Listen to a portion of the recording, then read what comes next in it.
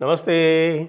आपको बताते हुए हमें हर्ष हो रहा है कि हमारा 2024 का जो राष्ट्रीय महाकुंभ होता है हर वर्ष दी जयपुर डायलॉग्स एनुअल समिट, वो 25, 26, 27 अक्टूबर को है, जिसमें 80 से अधिक प्रखर राष्ट्रीय चिंतक, वक्ता इत्यादि आ रहे हैं। और उसके लिए हमने क्राउड फंडिंग आरंभ की है, जिसका लिंक डिस्क्रिप्शन में दिया हुआ है। यह आयोजन आपके सक्रिय सहयोग से ही सफल हो सकता है। आइए बात करते हैं एक बार फिर योगी जी की। और योगी जी ने उत्तर प्रदेश में क्या कर दिया है?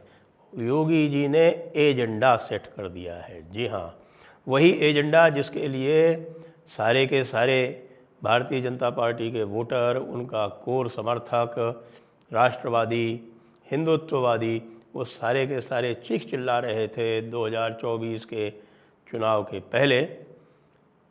वो एजेंडा अब सेट किया हुआ दिखता है, और वो भी किया किसने? योगी जी ने किया, और पूरे राष्ट्रीय स्तर पर कर दिया। जी हाँ, मैं उसी कांवड़ यात्रा के आदेश की बात कर रहा हूँ, जिसके ऊपर कल सुप्रीम कोर्ट ने रोक लगाई थी, लेकिन उससे लोग से कुछ नहीं होने वाला।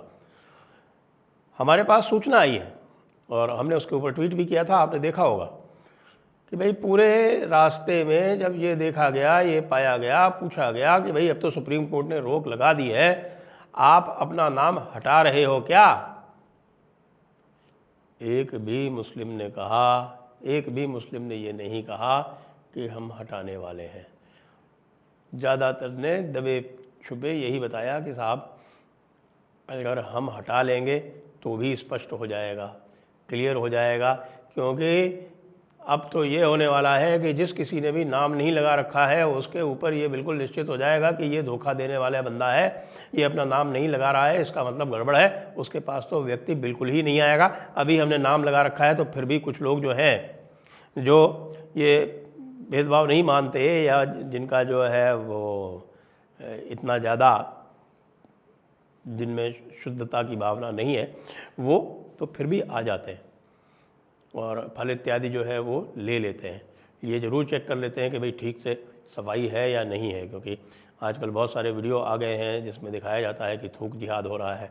बहुत सारे वीडियो आ रहे हैं जिसमें ये दिखाया जाता है कि भाई हलाल सर्टिफिकेशन क्या होता है, किस प्रकार से मुसलमान जो है वो हलाल सर्टिफिकेशन को प्रमोट करके और एक तरह से हिंदुओं को एक्सक्लूड कर रहा है। ये सारी बातें चूँकि जनता को अब पता चल गई हैं, तो योगी जी के इस आदेश ने, जैसा मैंने कल कहा था, कि एक देश जागरण का काम कर दिया है और लंबी लाइन खींच दी है, एजेंडा सेट कर दिया है।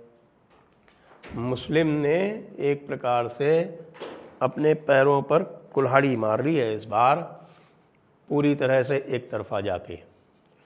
पूरी तरह से एक तरफा जाने का मतलब ये हुआ कि भारतीय जनता पार्टी को अब यह निश्चित हो गया कि भाई हम कुछ भी करें, ये हमको तो वोट देने वाले नहीं है, इसलिए कुछ भी क्यों करो, कुछ भी क्यों करो। क्यों? पहले तो ये भारतीय जनता पार्टी को सभी को निर्देश था कि भाई थोड़ा ज़रा ये मैसेज मत जाने दो कि हम इनके साथ भेदभाव कर रहे हैं। तो लोग बाग जो थे वो आगे बढ़ बढ़ के ये प्रयास करते थे, और इनके जो नेता थे वो इसी बहाने सरकार को चूना लगाने का काम करते थे।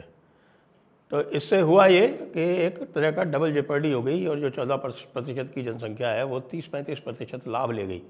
इससे रिएक्शन हुआ हिंदुओं में कि भैया ये हो क्या रहा है, वोट हमारे और लाभ उनका। इसकी भी एक प्रतिक्रिया हुई, विशेषकर से उत्तर प्रदेश में और भी अधिक हुई, क्योंकि उत्तर प्रदेश में लोग देख रहे थे कि योगी जी क्या कर रहे हैं। योगी जी ने कई एजेंडे सेट किए हैं, उनमें से सबसे बड़ा एजेंडा जो है वो माफिया वाला एजेंडा है। वो माफिया को ख़त्म करने वाला जो एजेंडा योगी जी ने सेट किया, उसकी भी गूंज पूरे देश में है। योगी जी ऐसे ही नहीं, पूरे देश में सर्वाधिक लोकप्रिय नेता बन गए हैं। आपको ये बताएं कि उत्तर प्रदेश में योगी इस समय मोदी से अधिक लोकप्रिय हैं, इसमें किसी भी प्रकार की रंच मात्र भी शंका नहीं है, और यह स्पष्ट हो गया है उत्तर प्रदेश के परिणामों से। कैसे हुआ? 11 मई को केजरीवाल ने वो बयान दिया जिसमें उन्होंने कहा कि आप लोग तो अमित शाह को वोट दे रहे हो, मोदी जी जो है वो अमित शाह के लिए वोट मांग रहे हैं, अमित शाह को ये प्रधानमंत्री बना देंगे 1 साल के भीतर भीतर। और साथ में ये भी कहा कि योगी जी को ये चुनाव जीतने के बाद हटा देंगे। तो मोदी जी अमित शाह को बना देंगे, इसका तो खंडन आधे घंटे में आ गया, लेकिन योगी जी को हटा देंगे इसका खंडन नहीं आया। ये बात 11 मई की है। 11 मई तक 3 राउंड हुए थे, याद करें आप। 3 राउंड तब तक हो गए थे, 4 राउंड बाकी थे। अब जरा उत्तर प्रदेश के जो रिजल्ट्स आए हैं उनका विश्लेषण करें।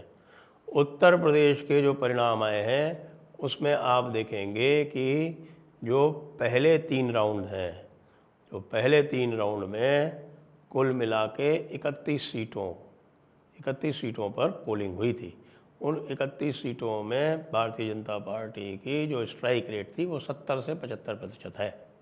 जी हाँ, 70 से 75%। वो जो हेवी मुस्लिम पॉपुलेशन वाली जो सीटें थे वो अवश्य हारे। सहारनपुर हार गए, कैराना हार गए, नगीना हार गए, लेकिन बहुत सारी ऐसी सीटें वो जीत भी गए, जैसे बिजनौर जैसी सीट जीत गए, अमरोहा जैसी सीट जीत गए। तो ये उसमें बड़ा अच्छा परफॉर्मेंस रहा। और फिर इधर आप देखें तो ये पूरा जो क्षेत्र है, ये बुलंदशहर, आगरा, मथुरा, ये पूरा का पूरा क्षेत्र जो है, इसमें एक तरह से बीजेपी ने स्वीप भी किया। कुछ छोटी मोटी सीटें जैसे एटा इत्यादि ज़रूर हारे वो, लेकिन बाकी उन्होंने बहुत अच्छे ठीक ठाक परफॉर्मेंस की। नॉट एज गुड एज 2019, लेकिन फिर भी 70-75% का strike rate is very good. अब यही आप बात देखें आप कि क्या होता है तीसरे राउंड के बाद में। चौथा राउंड यहाँ से आरंभ होता है जी, चौथा राउंड आरंभ होता है, जिसमें सबसे पहले लखनऊ, अमेठी, रायबरेली वाला जो क्षेत्र आता है और बुंदेलखंड क्षेत्र आता है। फिर उसके बाद आता है क्षेत्र, जो 5वां राउंड आता है वो प्रतापगढ़ और गोंडा इत्यादि उसमें है, प्रतापगढ़ है। गोंडा कैसरगंज जो है वो शायद तीसरे राउंड में ही हो गया था।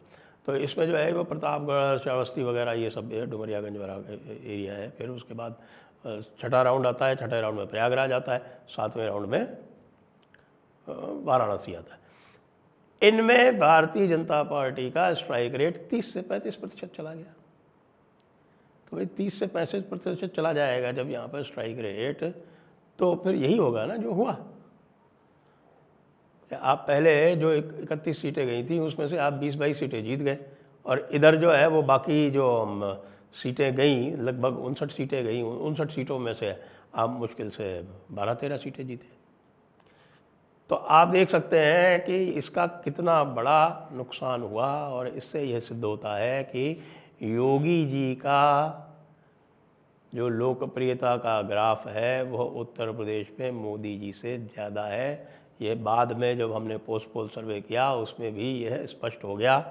आपने अभी 2-3 दिन पहले अमिताभ अग्निहोत्री जी का जो हमारे यहाँ पॉडकास्ट हुआ था वो भी सुना होगा, और उन्होंने भी यही कहा कि भैया जब दूल्हा ही बदल गया तो फिर लोगों ने कहा कि भाई अब क्या करें, तो बारात भाग ली पीछे से। तो इस तरह से दूल्हा बदलने से काम नहीं चलेगा, ये बिल्कुल स्पष्ट हो गया। अब योगी जी ने हिंदुओं का एजेंडा सेट करना आरंभ कर दिया है। ये जो ऑर्डर है ये बहुत ज़बरदस्त एक एजेंडा हम लोग बहुत सालों से चला रहे थे, और वो हलाल इकॉनमी के बारे में अचानक योगी जी के इस कार्य से सब जगह ये सेट हो गया। और अब मोदी जी को इस एजेंडा को फॉलो करना पड़ेगा, इसका अनुसरण उन्हें करना ही पड़ेगा। यदि नहीं करेंगे तो बहुत नुकसान उनका हो जाएगा।